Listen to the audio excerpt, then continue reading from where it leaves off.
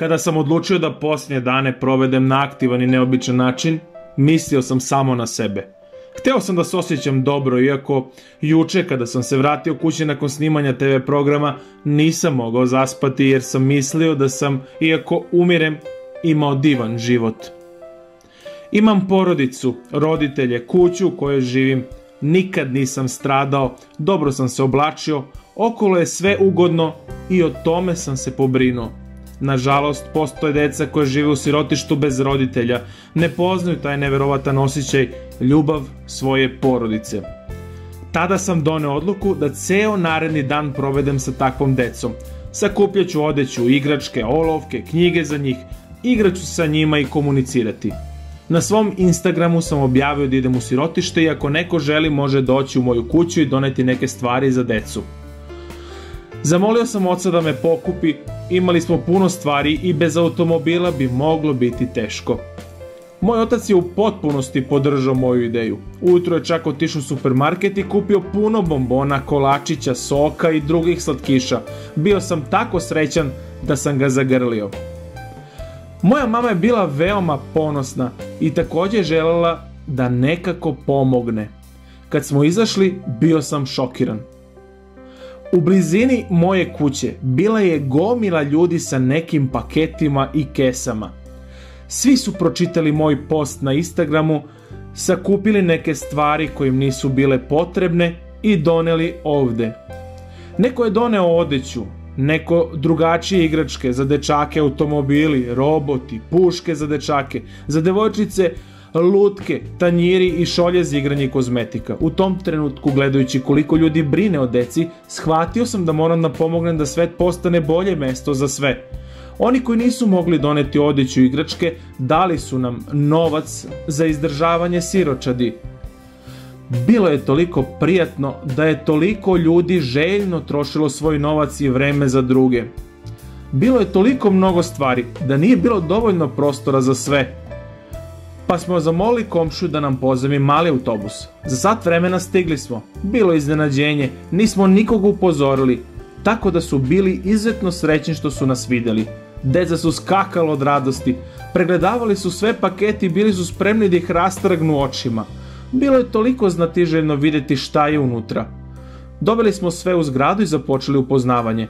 Moj otac je dao direktoru novac prikupljen za sirotište. Zapravo sam također odlučio da pomognem i dao sam novac koji sam osvojio na trkama automobila.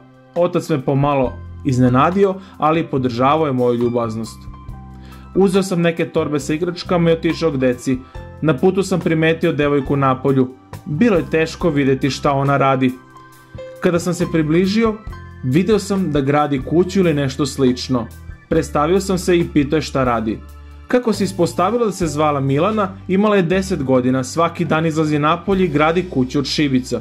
Njeni sitni prsti bili su svi u ogrebotinama, kuća se često rušila, ali Milana nije plakala ili odustajala. Nastavila je dolaziti do cilja.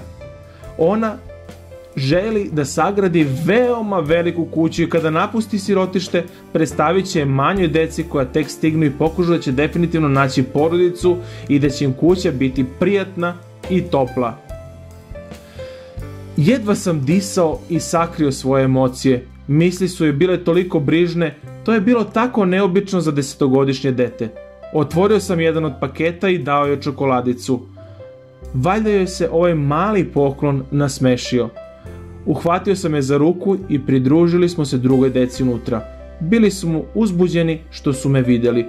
Bilo mi je drago što sam ih neko vreme usrećio. Odlučio sam da budem na istoj stranici sa njima, pa sam seo na tepih i počeo da im pokazujem igračke koje smo doneli. Dečaci su grabili fudbalske lopte, razne puške za igranje, zmajeve, dok su devojčice igrale lutkama, igračkama i šoljama.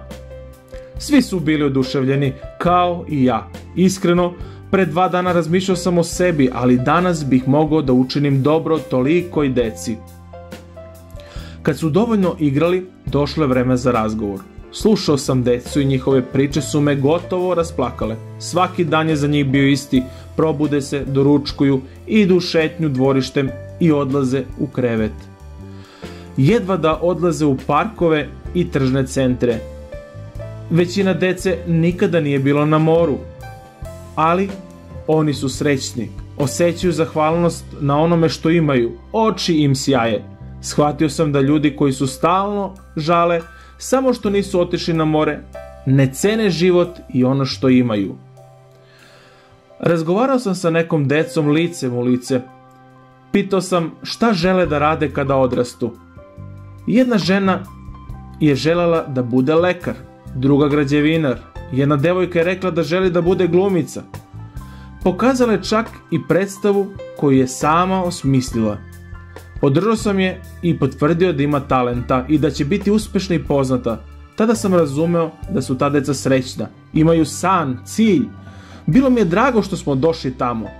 Učili su me da moraš osjećati sreću samo zato što si živ.